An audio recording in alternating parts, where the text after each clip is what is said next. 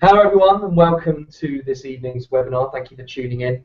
The more observant of you may have noticed that I'm not Abby Clark. Unfortunately she couldn't be with us this evening, so I will be your host, your Philip Schofield for the night. My name is Tom Cole. I'm the Graduate Recruitment Officer for Oxford University and also a 2012 Ambassador. I am delighted to be joined on my red sofa this evening by Rachel Arthur and by Sam Olner, who I will give the opportunity to introduce themselves momentarily. But first of all, just to talk to you a little bit about the format of this evening. This is a real chance for you guys to ask any questions you might have to both of our panelists about their experience on the programme, about what they're doing now, about the challenges they faced, and also to find out a bit more what it is like teaching in one of our schools. Before we do that, I just want to talk to you a little bit about why it is that we're here. Obviously, we're all here as Teach First participants and ambassadors. And the real issue that we're facing in education in this country is that our system currently remains divided. In this country, how well you do in education is not defined by how hard you work, but about how much your parents earn. And this disparity is more evident in STEM subjects than in any other. Currently in this country, 62% of students who are eligible for free school meals fail to achieve a minimum C grade, and 58% fail to meet it in maths. This is leading to a shortfall of 40,000 STEM graduates every year, which is going to have a huge knock-on impact on our country, both in terms of our economy and many other areas as well, medicine, whatever you like. More specifically to this evening's session, there has been a 60% decline in students studying ICT and computing at secondary school since 2003, despite this being a major concerted area of focus by the government in that time period. Ultimately, our vision is that no child's education is limited by their socioeconomic background, and in order to do that, we're trying to get outstanding people like yourselves into the classroom. Now, I'd like to just pass over to our panelists now, who have been through and have gone through this process. So, if, Rachel, would you mind introducing yourself to her? So I'm Rachel Arthur. I'm a 2012 ambassador now. I taught computer science, IT, and a little bit of business in Carmarthen Community School in Leeds, and I now work for PwC in cybersecurity. I'm Sam Olner. I am a 2013 participant, so currently 3 quarters of the way through the programme. I teach in a school in West London called the Dire Martyrs Catholic School, and I teach computer science and ICT, and I'm currently in charge of computing at my school. Thanks very much, guys. We're now going to start taking questions from the audience. So I've got a few that have come in so far. My first question to, well, who should we go? Rachel first. From Rachel. What were your main motivations for applying to the LDP, the Leadership Development Programme? When I finished uni, I didn't really know what I wanted to do with the rest of my life, and I'd always considered teaching as an option. And when I heard about Teach First, I thought this is a really good opportunity to spend 2 years giving something a go, finding out more about whether it's something I enjoy or whether it isn't, and what impact I could have in the classroom. And the area that I'm from, originally there was a lot of deprivation, so it really fit in with the mission of Teach First to address educational disadvantage. So it's something I really believed in, and it gave me an opportunity to try teaching. And I really liked that it was sort of a 2-year programme, because then I could have a think about it, give it a go, and make decisions about what I wanted to do from there. Fantastic. Same question to you, Sam. What motivated you to apply? Well, I think, you know, to be in a position where you want to consider it, someone must have told you at some point that you could be a good teacher. I think that helps. But studying computer science, you know, I'm really, really enjoying and engaged with my subject content. But I find you know, when you think of industry and if you went into programming or something like that, you know, it could be a very monotonous and, you know, the same process over and over again. And so I think the reason, you know, one of the main things that drew me into teaching is this kind of every day is going to be different. You know, every year you've got new students, there's change in the curriculum. And so that, you know, will help make every day sort of different, and therefore you'll be more inclined to enjoy your job. Brilliant. I think, actually, interestingly, what we tend to find with a lot of applicants, I think, like I say, is that it's people who love their subjects but don't want to, I guess, be in that environment. You get to talk about it all the time, but not sort of doing the job. But I think you're right, Rachel, in the sense that a lot of people also, you want to try out teaching if you don't know it's for you, and you might do it and love it, or you might do it and go, and work for PwC or whatever else afterwards. But just having that chance to kind of find out, I suppose. Did you have any concerns before starting the program, Rachel? Oh, loads. I was such a stress head before I joined. Like, my family and friends will completely vouch for that. Like, I remember going in, because I don't know if these guys know, but before you do the program, you have to go into school to do, I think it was 4 or 5 days in the classroom, so go and like reconnect with what it's like to actually be a teacher. I remember sitting at the back and looking at the teacher in the front, thinking, how has she just got them all to be quiet? How do you harness that power? And when I first started, I remember standing in front of the classroom and doing the countdown for the first time, thinking, is this magical counting down from 5 to 1 going to actually make this room full of children be quiet? And it did. It was a really bizarre moment.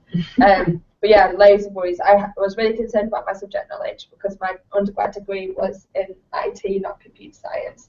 So I was really worried about that.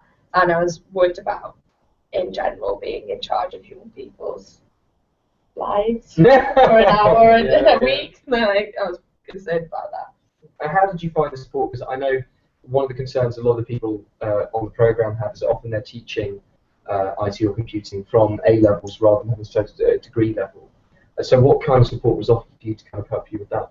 Oh, well, so over the summer there was loads of support. So we had the returning participants from the previous year come back to help us, and they gave us so many resources and lessons. We had to go planning lessons together. The tutor, who was from, is she from the Institute of Education? She was awesome. Like, she gave us so much support, and she was like a subject area expert, so she was there just to purely support us. But the biggest area of support I had over my time was the network that I built with the current, with my 2012 participants who were also doing IT and computer science, because we sort of learned together and shared resources. But for anyone who is worried about subject knowledge, just please don't be, because I really hope none of my pupils are watching this. I taught GCSE computer science, and I was literally learning the subject knowledge the night before, and I was like, what's the difference between RAM and ROM? Like, I couldn't remember, and I was like literally learning it the night before. And I know you did a degree in computer science, so it was slightly different for you, but it's fine, and it was really good because it forced me to learn about an area that I'm now working in, and I wouldn't have got the job I have now if I hadn't done that. So it was, I really enjoyed it. Brilliant. Did you have any kind of different concerns, Sam? I don't know if yours were kind of around the same, around some subject knowledge. I think, one of the biggest concerns, the way the Teach First programme works, so I think you're going to talk about this later, John, but the way it works is that you don't know your school until you're placed there. And so I guess there's a bit of nervousness about where you're going to be placed, what the people in the school are going to be like. People look at, the ratings of the school, what people think of the school. But, I think that's part of the challenge, and I wouldn't be placed in West London and meeting the people that I've met had I gone into a job where I went somewhere where it was safe and I knew people and stuff like that. So I think that's something that, again, people are concerned with, but, there are lots of advantages to being placed in lots of areas. I know people who are placed in Yorkshire and Humber or West Midlands. Some people might say, well, that's out of the way, but at the same time, they make really tight bonds and relationships with people in their cohort because, they're the people they know in that area. I think, in terms of subject knowledge, just building what Rachel said, I think now, especially with the change towards computer science in the curriculum, there are lots of people and lots of organisations, CAS, a charity organisation, all of these people who are constantly, trying to train people and innovate, and I think your school would hopefully be very supportive of that as well. So subject knowledge is something you shouldn't be concerned about. There are lots of people within Teach First and outside who are, supporting people with that. Definitely, and I mean, I know I taught history, having done a history degree, but actually, I was studying Dark Age history and sort of things like that when I was at university. It had nothing to do with any of the curriculum at all when I got to school. So I was having to relearn the civil rights movement to teach my AS level class I went. So actually, almost whatever you taught, there are different bits you're going to have to pick up. Yeah, you need to learn the pedagogy to teach the subject. Science people especially say they become so niche when they do it at a degree level that when they come back to GCSE, they have to learn general science to teach all the subjects. Everyone goes through a learning curve, and learning how to teach it and pitch it at the right level is obviously, you know, one of the processes you have to go through as you develop as a teacher. Brilliant, great, thanks, Sam. What did you find most challenging, Rachel, about the programme? And we'll go with most rewarding as well. Challenging and rewarding, so you have a good and Oh God. Challenging, I think it was a complete juggling act over the 2 years. So especially in your first year when you're trying to get your essays in. So through the first year of the programme, you're faced with the classroom for the first time, and during the holidays, you're trying to write your essays for your PGCE qualification, and juggling, do I write my essay first or plan my year 7 lesson, was like a difficult act. And you know, it's like learning to drive a car. When you first get in a car, you're thinking like mirror, signal, manoeuvre, and trying to get all those things in the right order at the right time. And it's that moment when you realise, and I think for most people it's around Christmas time, like, oh my God, I've got so far to go. But I think before I'd done Teach First, I'd always been like, I'd done quite well in school and in my exams and stuff, and I think it was good for me to have that challenge and think, right, okay, I know how far I've got to go, I know where I need to go with this, and all the support that you have around you really helps with that. And so that was your biggest challenge then, was juggling everything. What was the most rewarding thing? The kids, like everyone does it with kids.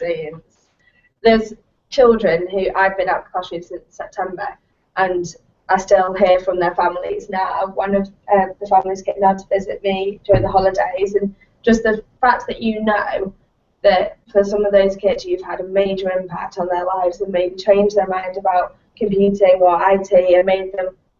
I firmly believe that computing is a route out for a lot of our pupils that are from severely deprived backgrounds, and a lot of pupils that have just arrived in the UK from war-torn areas of the world, like Somalia. They've experienced deprivation that on a scale that I can't imagine, and the fact that I've had an opportunity to work with them and sit with them every single week and support them to get some qualifications, and to be the one person that will be there for them and stand up for them, then that is that's a gift, that's a pleasure for me to be involved in that, not the other way around. So yeah, those relationships I still miss them so much all the time. Thanks, Rachel. Same to you then, Sam. Biggest challenge, biggest reward? It sounds funny. I think one of the biggest challenges for me is coming in the position you come in. It's kind of, you come in with fresh eyes, and you know, following on from Teach First vision, you kind of want to change the world in a way. You know, you want to change what happens at school. You see things and you sort of feel unjust that they are happening. And I guess, you know, the challenge is how do you go about when you arrive at school trying to implement those things? You know, is it going to be, oh, I'm going to run an after school club, or in my case, you know, was it I'm going to push computer science in my department so the kids can actually study it? And I think, you know, some people, you know, they can come away feeling, you know, like, oh, this is not fair, or, you know, something should be done. And I think it's just going about and working out how you can still impact in a positive way with some of the constraints you might find in your particular placement school. In terms of reward, I think one of the biggest rewards for me is having kids that will purposefully come and find you just to talk to you, or to, you know, share something that's happened in their day-to-day lives, not necessarily linked to your subject at all, but just, you know, kids, you know, seeing you as someone that, you know, they get on with and they are inspired to talk to, or, you know, in the case of computer science, kids who, you know, want to try and do computer science even though it's hard because, you know, they like the subject and you've engaged them in education. That's brilliant, thanks, Sam. Then let's get specific, because everyone likes a good anecdote. So go on then, Rachel. What was your favourite moment whilst on the programme? So I had a pupil, I'm not going to mention any names, who... Please don't. We're live. Who caused me nightmares, sleepless nights, for the first year of my teaching. And he was in a class, my year 10 class, and the whole class were a nightmare, but he in particular was a nightmare. And he used to arrive at my lessons regularly and refused to come in, just hated the idea of me and computer science, and the combination of that was like his idea of how. And I was like, what can I do to make this boy like me? And I even tried to like find out what his favourite football team was. I looked so fake. I went and watched him play football, and I was like, this is a bit wrong. I don't think I should be here watching years 10 boys play football. This has all got really weird. But I was like, right, I need to get there in the end. And I found out when I got my timetable for my second year of teaching that I had this class again, and I was like, oh my god, please don't do it. And I went to my head of department at the time and I was like, please don't give me this class again, I can't do another year of this. But I got them again, and this pupil was like, oh, you're still here? I was like, yes, I am still here. And he was like, I thought I'd have made you quit by now, everyone else has. And I was like, and he had gone through quite a lot of teachers during his school career. And he was really surprised. I think that second year, with the fact that I was back ready to greet him at that door, still smiling, he was like, Miss, I don't know why you're still being nice to me. I've been so horrible to you. And then the dreaded Ofsted arrived, sort of 3 or 4 weeks into term in the second year. And that is like every teacher's nightmare, the day Ofsted come. It's really stressful. And I remember looking at my timetable and thinking, year 7 will be fine, I'll do what I say. Year 8 will be fine, I'll do what I say. Year 11, oh my god, it's that class. And honestly, they've never behaved so well in their lives. Oh. And the Ofsted inspector walked in and I was like, oh god, I can't believe that this is happening. Like, why are they doing this to me? Why have they picked this class? And he went and sat next to this pupil, and I thought, oh God, he's gonna throw me under the bridge now. That's it. It's all gonna be over. My lesson was going from a 1 to a 4 in a matter of seconds. And the Ofsted inspector said, "What do you think of Miss Arthur's lessons?" And he was like, "Well, she puts up with me." And he said, the Ofsted inspector said, "Do you enjoy the class?" And he said, "I don't know why." Oh no, she does my head in, sir. And he said, "Oh, why?" And he said, because she's the one that will always pick me up on like the little problems and make sure that my uniform's sorted and pick up on the little things. And I was like, yes, that's so happy. Yeah,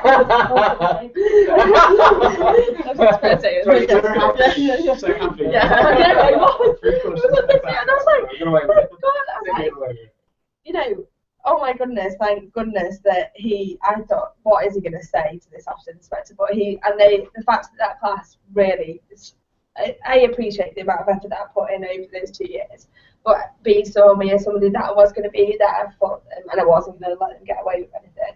And they knew that I really cared. Like that was an amazing moment, and I never thought I'd get there with them. So yeah. Oh, that's really nice. Thank you. Sam, what about yours? That was really heartwarming. Yeah. You've got to be like I can go for the selfish personal glory of when I scored an absolute worldie against the sixth formers. and I've left a legacy on the school. And it's the best goal that some of the teachers have ever seen in any capacity of football. But in an educational, less self-involved context, it's probably I taught year 10 students ICT in year 10, but they did it in 1 year.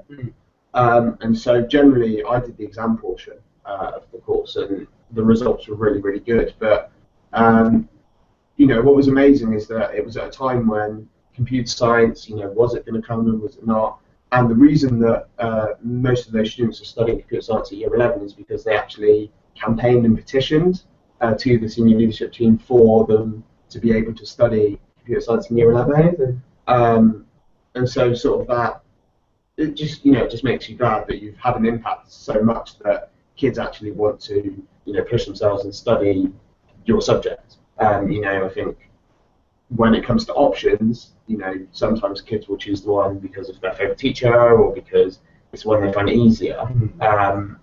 So to have people, almost put trust in you as well, because they've never studied computer science and they knew it was going to be hard, but they still, regardless, wanted to do it and learn from it. And I think that was probably one of the best moments I've had. I've had a lot. I think it's hard to just be, what's one moment where, on your day-to-day basis, yes, there can be hard times, but generally there's always something in your day that you can look back on positively. I think that's what we always say is that, a lot of people talk about the programme being very, very challenging, but actually it's always keeping in mind the fact that it is incredibly rewarding and good things happen all the time, difficult things happen as well, but actually there's a reason that so many people do it, and that it's, because it does give you so much. You wouldn't get the reward without the challenge. Yeah, well, that is a really good point. Thank you. So I think this one's probably more for Rachel's, considering you've now sort of moved on. Sorry, Sam. Finally. So, how do you think that the leadership development program has helped you to get where you are today? And maybe you'd actually just like to talk a little bit about what you do as well first. That'd be really helpful. So I work at PwC in cybersecurity. So I work with a number of different clients globally. I'm really lucky I get to travel all over the world to help test their networks and their networks capabilities. Everyone's laughing because part of my job is penetration testing, which everyone thinks is hilarious. That's why there's lots of giggling here and there. Let's just get that out there. Yeah. I'm probably serious about it. I don't want to know. Anyway, so that's a big part of my job. And so I work with loads of different people. And I think a big thing that Teach First is, well, number one, I wouldn't have got my job without Teach First, because Teach First have got a really good relationship with PwC, so I didn't have to go through the whole recruitment process at PwC. Because they trusted Teach First recruitment, it meant that I could skip to the final interview stage. So that was a win. I don't really tell my colleagues that. I don't think that'll go down very well. And then secondly, when I'm actually out at clients, I can really feel the difference between myself and other people that have come in straight from university, because nothing is going to be as scary as that year 10 class. Yeah. So whoever I'm talking to, no matter if they're like the CEO of Sony or whoever, it's not scary as it is as dealing with some people on some days. So I think it's really put that into perspective. And the same with stress levels. Like my job now, if I don't finish off the controls testing I'm doing, it's not going to be the end of the world. Whereas in school, there were days where you think, I want to get this done for this people, and that can be stressful. So it's a lot less stressful. But the biggest thing, I think, is being able to explain technical concepts in a non-technical way. And a huge part of any job, any IT or computer science related job, is can you sit in front of people and talk to them about whatever technology it is that you're using. And a lot of the people that I talk to are not necessarily technical people.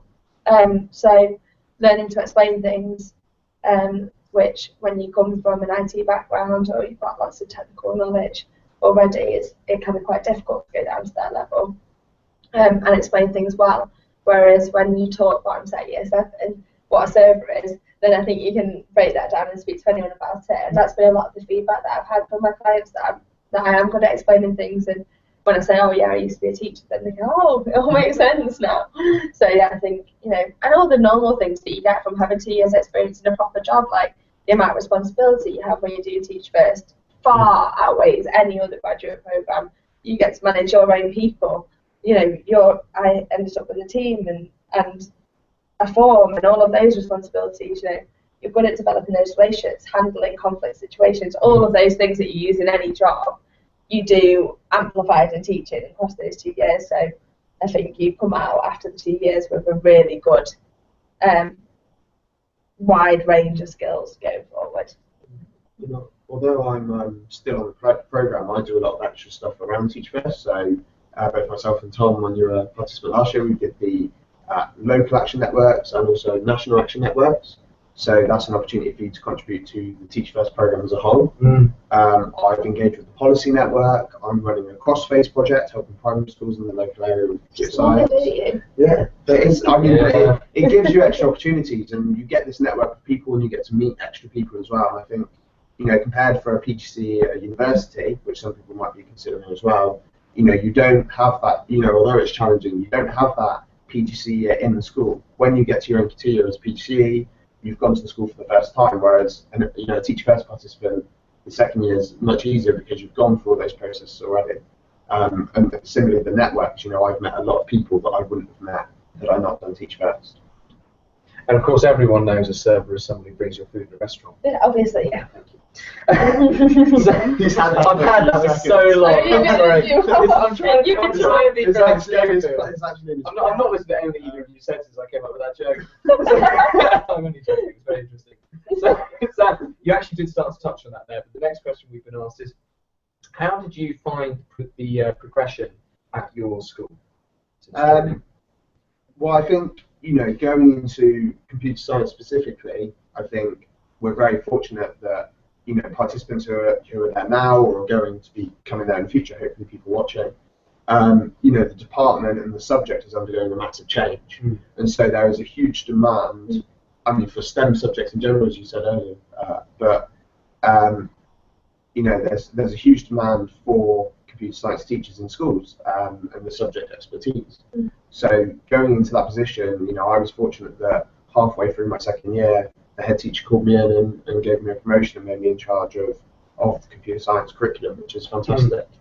But generally, teach first for some people, as you can see in Rachel's case, it can be seen as a fast track because of the intensity of it, because you're in challenging schools or schools with challenging circumstances, because you're having that year experience at the school with the PGCE before you go into AFT year, you're at a much better place than those particular people in some ways because you've had hundreds more hours of teaching, you've managed whole classes yourself and been responsible for them and handling things like parents evening and tracking, and you never have those experiences as a PGCE student. So, I'm very fortunate that I've been able to get a promotion in my department, but looking around, if I had decided to go to another school next year, there's so many schools crying out for our subject that it's a great time to get involved.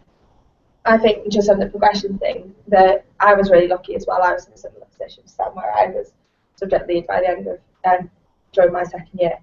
But I think it's an option, and I don't think you should worry about it if you don't want to be. Because you need to do it when it's ready, right, and ready for you. So if you come to the end of your first year, I don't think anyone wants to be a head of department by the end of the first year necessarily, because it's important to develop your teaching and to take the time doing that. So I think a lot of schools are very supportive in promoting you when it's right and ready for you. Yeah. So you can take that step up when you want. And with the way that schools work now, with like performance management systems, it's very much geared towards that you can climb those ranks as quickly as suits you. So you can do it super fast, or you can take your time at different stages if you want to. Well, I think it's interesting, isn't it, in a way, like Sam's saying, the paucity of sort of subject specialists in your area means that both of you guys were promoted so quickly. Definitely. Out of necessity as much as undoubtedly you were hugely talented. I mean, people see you and they're like, oh, you're a rare commodity, or you're gold dust. Like, people appreciate the contribution you can have to the education sector. And there's also lots of other people that you can access on Twitter and places like that who are doing similar things. Leading consultations and running sessions and not just impacting their school, but also teachers and other people in other schools around them as well. And then this is one I think what a lot of people really worry about because it is like this sort of scary stuff. But how did you find in particular your first year on the programme? Hills of happiness and valleys of doom. Getting that lingo. You're close to it. Yeah, I guess I am close to it. It was hard. We shouldn't scare away from that, but that's why it's part of the challenge.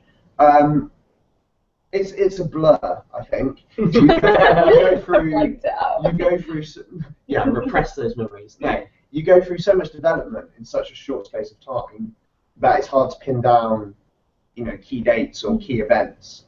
You go through your first day with your classes or in the school where you have your introductory lesson, you're just like testing the waters.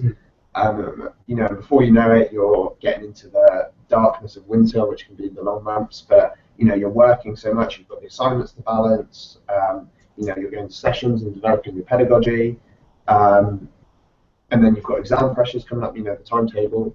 So I didn't find it too bad. I mean, I had a great school and, great mentoring support, and the university tutors.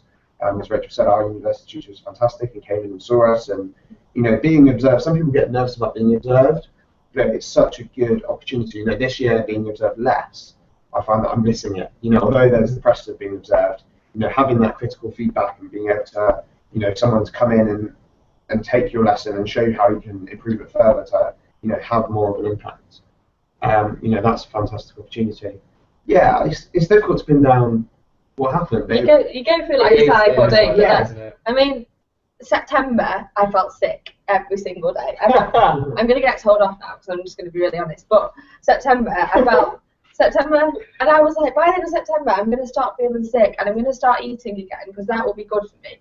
By October, still felt sick. November, December, and I remember saying to my friend that I used to drive to work with, when am I going to stop feeling sick? And I think we realised by sort of June, we don't feel sick anymore. And we were like, when did that happen? And you don't really know when that transition comes, but I think it's good to be nervous, because if you go into a school and you're like, it's all right, I've got teaching, I've got that sorted, you can't teach me anything, I know what I'm doing, then that is the wrong attitude. And you should feel sick because you don't know what you're doing.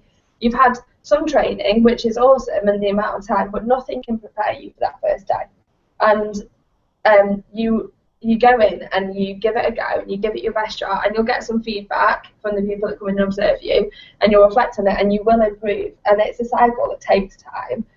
So there are some really difficult times, because being told that a lesson you spent hours planning wasn't actually that great, or it got ruined because a bee flew into the room and all the kids went mental. Oh, the bees. Yeah.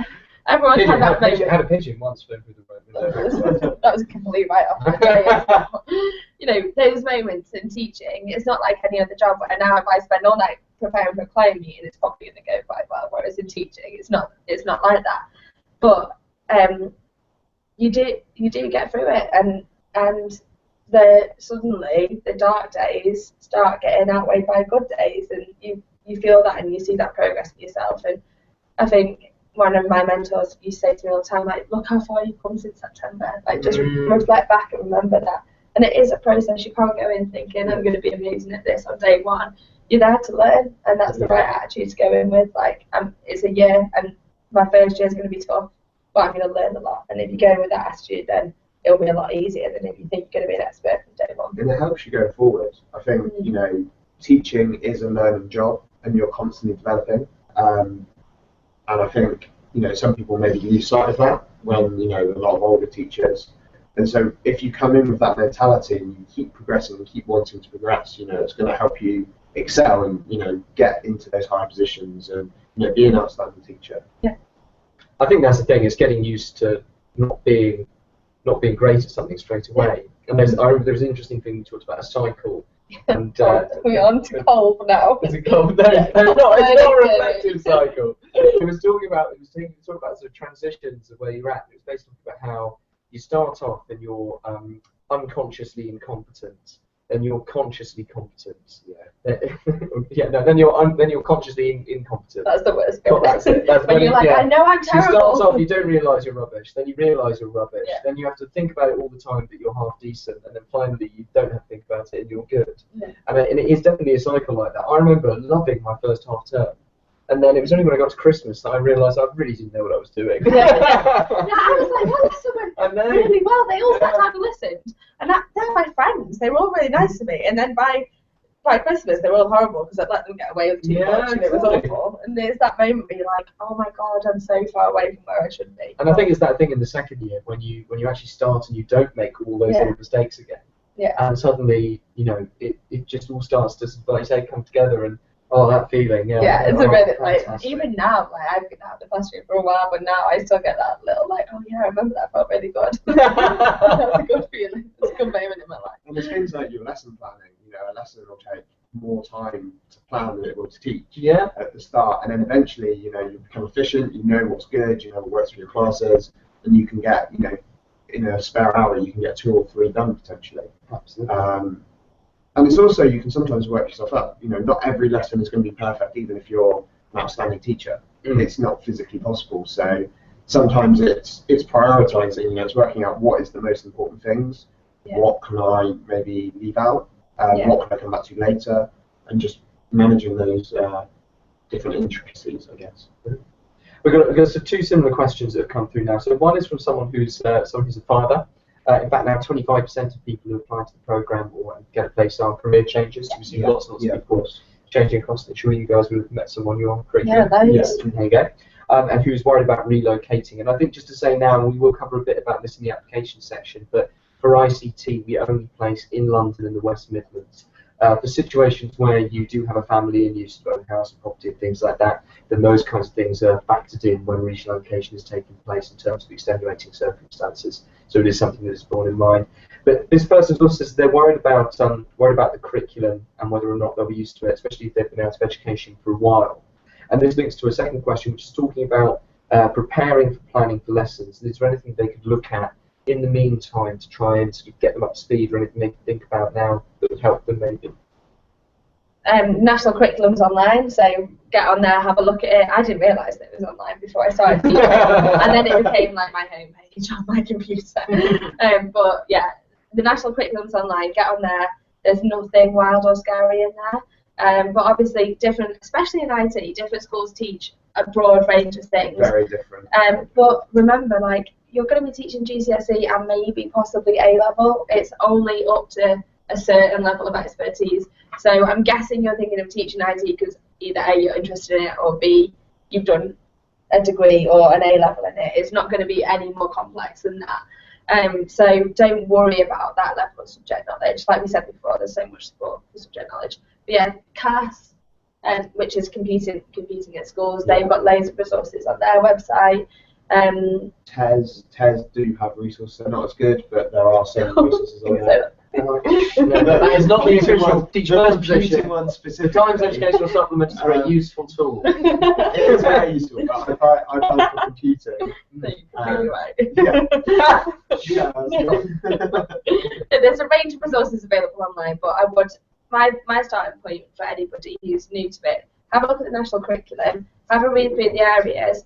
Go on the BBC Bitesize website and do, or download off the OCR or AQA websites the exam papers. Exam papers. Give them a go. The different exam boards. The mark schemes are all on there. The exam papers are on there. It's difficult to say to you, oh yeah, if you've got a spare few months now, plan a scheme of work and plan all your lessons, because you'll realise that until you go through that training process, you'll probably have to go back and redo them. But yeah, I think the important part is just to read around the subject. If if you're interested about it and you know about it and you can contextualise it to the real world, you've generally got most of the sort of basics down. And if it comes to you get in and your school has no resources and you're panicking, I'm sure Rachel, I'd happily just help us, just get in touch with us. There's loads of people who can help you out with that. And Teach First. In your summer institute, one of the focuses of computer science is the subject knowledge. Like, they know that not everyone is a computer science graduate, and that's okay. And so there's a lot of support in that area. And we've got a really good, like, me and Sam know each other because we're part of the network of IT teachers and ambassadors, and like we were literally having a conversation before we went on that about like me coming into Sam's school and helping, do bits like that. So that's just how our network works. It's not like a formal process where you have to apply for someone to ask for help. Like, we're just a group of friends who've all done a similar thing, so that sounds really cheesy. We would, all of us are here today because we're ambassadors or participants and we want to, contribute. So we're not, getting paid for it or anything. So, I won't Teach First. Yeah, that's true. So I think it's, there are people out there, and you're not going to be alone. It's not like you're going to be the only one going in on the first day going, I don't know anything about ICT or computer science. And actually now through the community website as well, they have set up specific sort of resource sharing things for different subjects as well. So that, there's a huge number of people you can draw on. And in fact, the real benefit of the Ambassador Network actually is the fact that even though you've now left the classroom, Rachel, you can come back, like you're saying, to go and visit Sam to inspire his students and tell them about your experience and get them thinking about what they're going to do with the qualifications they're doing with him when they leave. Which is something we do regularly, and like, so the guys that are in their first year, I Teach First at the moment, I was the associate tutor and helped them out in the Joint Summer Institute this year, and we have a WhatsApp group and they ask me for resources and support and help all the time, and that's been so nice, that little network. And it's on a Sunday night when I've maybe not had work to do, I've like called them up and checked in with them and helped them out, and that's been like really good for me to keep in touch with the classroom, but good for them as well, showing the expertise, and I've put them in touch with different people to help them. I'm actually going to be associate tutor this year, Summer Institute. So one thing I would say in terms of if you do want to practice your subject knowledge, get practicing some coding. It doesn't have to be anything significant. It could be Code Academy or using Python.com. Python seems to be quite a big language at the moment, but you know, there are lots of tutorials and resources online, but you know, in order to teach code, you know, there is an element of you should you know, at least practice it so you can know what sort of things will come up. And that's something that you can do now. You don't have to worry about replanning it or it not going to plan. You know, you'll learn how to teach it, but as long as you know you can practice that now, that's something you could do. The other thing to say as well is that if you successfully apply to Teach First, you are sent a large amount of preparation work, which kind of supports your study. I don't remember if you guys get that, which is more kind of generally, but not intimidating. It's very interesting. In order to kind of prepare you for the classroom, which is more kind of pedagogically focused. If you're worried more about kind of behaviour management and sort of classroom structuring and that sort of thing, that really kind of forms that part. So I think these guys have given you a really good rundown there of how you could improve your ICT skills, but certainly you're kind of given a lot of preparation in terms of general pedagogy before you start. There's sessions throughout the whole year and stuff like that as well. Like, they don't expect you to be the best at behaviour, you know, management or assessment for learning or differentiation. You know, going through that first year, that's where the rapid development comes from, because you go and, you know, study all these things. Could you talk a little bit on, you know, sort of about the actual support that you get within school, rather than, because you've mentioned sort of university lecturers and those sorts of things, but the specific kind of in-school support that you receive?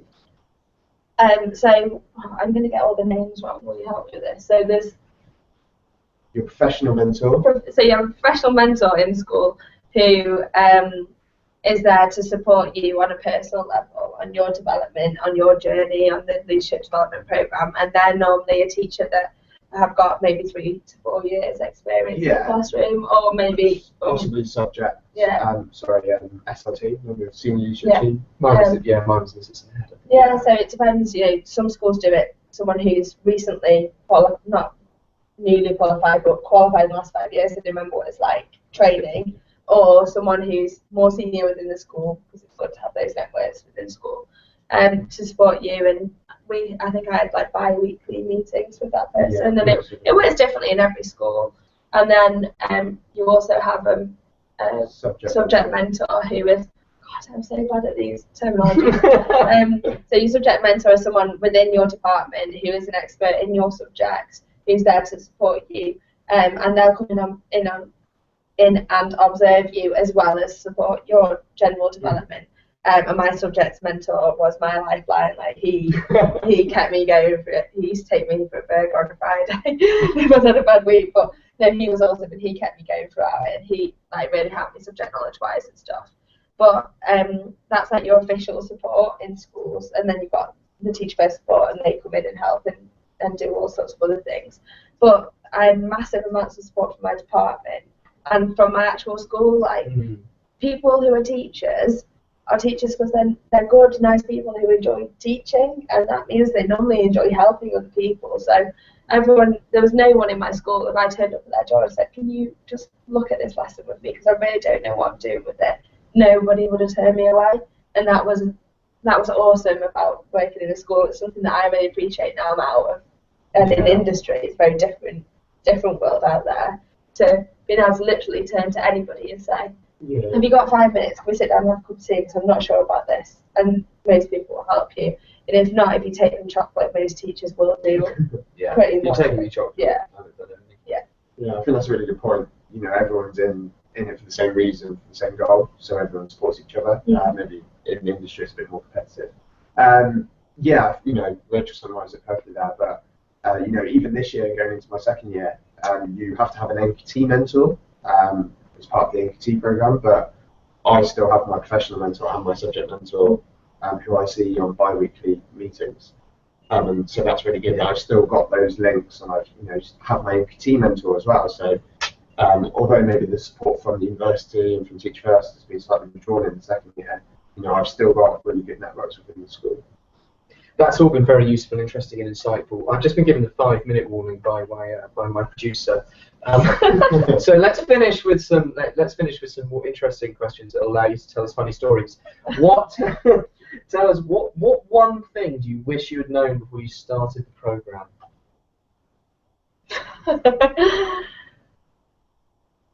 Ask for help. Like, you are not an expert. You are new.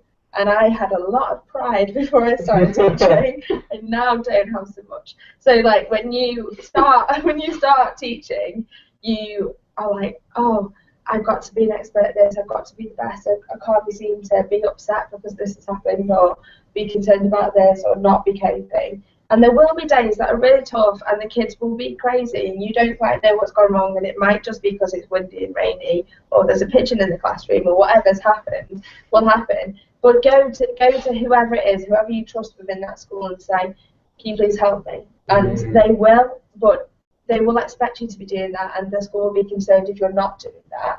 And I think for my first month or so, I was very much like, oh, I can't ask for help. I don't want to put on anyone else. Everyone's really stressed. Everyone's under pressure. I don't want to do that. And I wish I'd been more upfront and been like, you know what, I am learning. I'm new, and I don't know what I'm doing. I don't know how to do this. So can you help me, please? I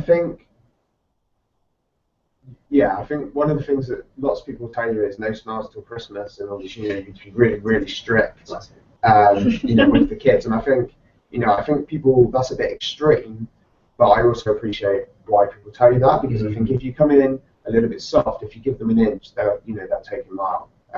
Not in the case of their throwing chairs or anything like that, but just sometimes you get this relationship where they'll sometimes push the boundaries, and maybe being affiliative means that you sort of accept complacency a bit more.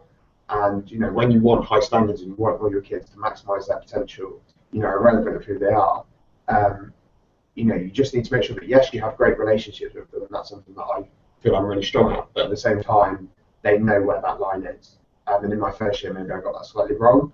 And so going into my second year, that was something I made sure that the students knew when I was serious and when they could, have a joke. But ultimately, they are there to learn and they're there to achieve. And they're not your friends. It's great that you have a good relationship with them, and it's great they might look up to you. But ultimately, if they don't succeed, you've kind of let yourself down and them down. So you've got to draw that line. That's really good. What's the funniest thing that ever happened to you at school? That's hard. I've had lots. Just general interaction with kids. Kids are funny people. Hilarious. They're really funny. A lot for my clients. So.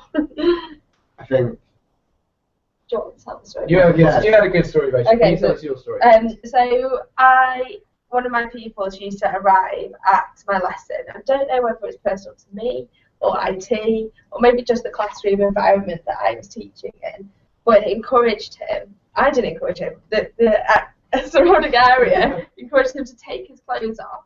So he was in year 9, and he would arrive at my lesson, start singing "I'm Sexy and I Know It," and literally the tie would be coming off on the way down the corridor. I'd hear the first few lines of this song as he was walking along, then the collar and all down the shirt, and he was like shimmying as he was doing this, and I was like, I remember the first time I was doing it, I was absolutely irate. I was like, this is completely inappropriate.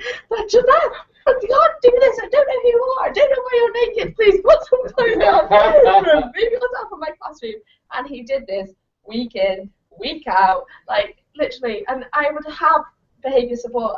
We had a behaviour support team in the school. I'd literally be like, can you come up to the classroom because he's going to do it again? And they'd be like, Rachel, you've got to have high expectations of these pupils. Maybe this week's the week that you won't do it. No, week in, week out, you do this. And there was a whole process and reasoning behind why he was doing this. And we sat down and did some restorative practice and talked about it, and got to a point where he remained dressed for a full lesson. But yeah, that was probably success. Well, I remember sitting down with my leadership development officer from Teach First. They were saying, what's your vision of a perfect classroom? And it was just after I taught this boy, and I was like, it would be great if my pupils could keep their clothes on. And she looked at me like, I think I need to call for some support. So I didn't quite know what to do about it. But yeah, that was always great. I've got a lot of funny moments, but I can't picture some of them. There's some that, sometimes when you shouldn't laugh and you really want to. Oh God, I had one recently that was just quite funny because it made me look like a bit of an idiot, which is always fun. So 2 of the girls in my computer science year 9 class, really trying to push the girls to do computer science at GCSE, and they'd just chosen their options, and I went over and sort of said, oh, have you chosen it? And they were like, no, so we decided not to. I was like, what? I thought, I was convinced that you were going to do it. You're so good, you've really come on, and you really enjoy the subject, and They were like, no, sir, we decided to do ICT. And I was like, I was trying to be humble, like, well, ICT is still a good subject, it's not my subject, but it's okay. And they kept us up for a whole lesson, and then on the way out, sort of went, oh, sir, we were just joking, we are doing it, and sort of ran out. And so I was, I've been sort of set up hook, line, and sinker, which is quite funny, for them, and they found it funny. But yeah, I mean, I've got loads of stories, just students saying funny things. Yeah. My computer scientists just getting their memes and hashtags and all their pop culture references to computer science into the lesson, which is always, fun. Adds a bit of you learn like a whole new language as well. Like this lesson is dead is bad, but this lesson is dark. It's amazing. Snake, pagan. Yeah. Oh, they call them pagan. We talk about historical, so they call them a pagan. Do you understand what a pagan is? Do you understand what the epistemology of that word is? They've got no idea. They don't care. But it sounds good when they say this. Guys, we've been asked to wrap it up there. I would just like to say thank you so much to Rachel and Sam for giving us their time this evening, and thank you also for all of your questions as well. We're now going to spend a little bit of time talking about the application process, but if you guys could sort of shimmy away to applause. Thank you. I'm sure everyone's applauding at home. Thank you very, very much. Thank you. Good luck. Brilliant. So we've had a number of questions that have come in throughout that regarding the application process itself. So I'm going to just go through a few of those. So one of the questions says, can I apply now for next year? Yes, you can. Applications for 2015, so starting summer institutes in June, are still open and will be open until around the end of April. I would encourage you, if you're considering applying, to open an application as soon as possible. When's the best time to apply? Is the next question. Now. Apply now. Apply now. As soon as possible is the best possible time. Throughout the entire application process, you'll be guided through each stage by members of our graduate recruitment team. If you're even considering applying, I would advise you to go onto the website, have a look through the information, and open an application form. Once you've opened an application form, you'll receive a call from a member of the graduate recruitment team who will chat to you, talk to you a bit about your interests in Teach First, kind of support you in finding out a bit more about the program, and then also will give you structured advice on how you go about completing the application form effectively. So you'll be given that support throughout each stage of the process. What support is available to me during the application process? Can I talk to anyone? Yes, we've got a whole team who are dedicated to supporting you, as I say.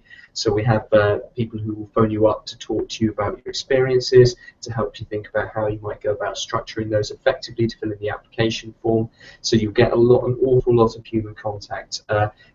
Teach First is the biggest graduate recruiter in all of the UK. We recruit more people than anyone else. We carry out more assessment centres than anyone else.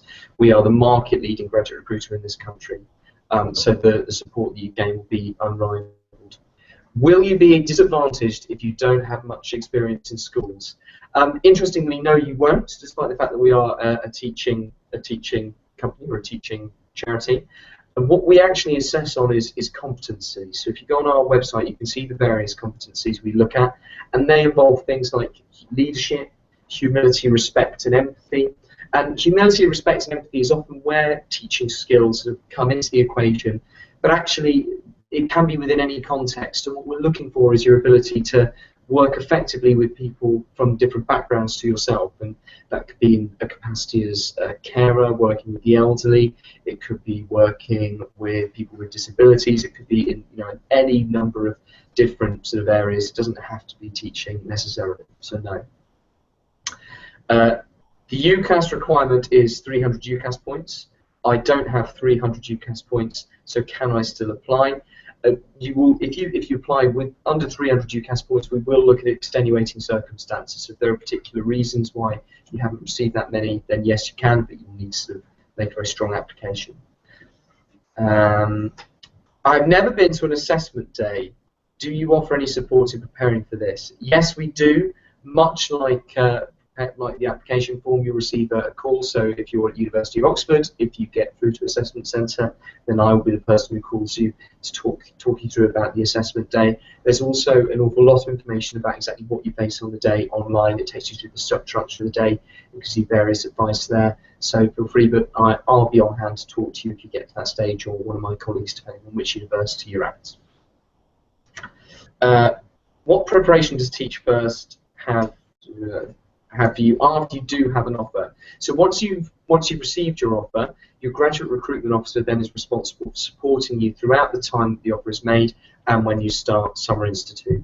So we will meet with you regularly to discuss your progress. You will have to carry out various requirements, such as a QTS test and qualified teacher tests, which are maths and science based, which all teachers have to take, so you'll be required to do those. There's something called a curriculum knowledge assessment, which is designed to help you in looking through, where you stand kind of currently with your knowledge in relation to the subject that you've been asked to teach. So, for example, with computing, it would be looking at where the gaps are. So it's designed to help you identify that and support you in preparing for when you start Summer Institute. And your recruitment officer is responsible for supporting you through that. When does the Summer Institute start? The Summer Institute this year starts on the 21st of June and ends on the 1st of August. So that's the 6 weeks period that you'll be training prior to starting teaching. And I have some more questions going on the board. If my application is successful, how long till Assessment Centre? So currently the turnaround is probably around 2.5 weeks.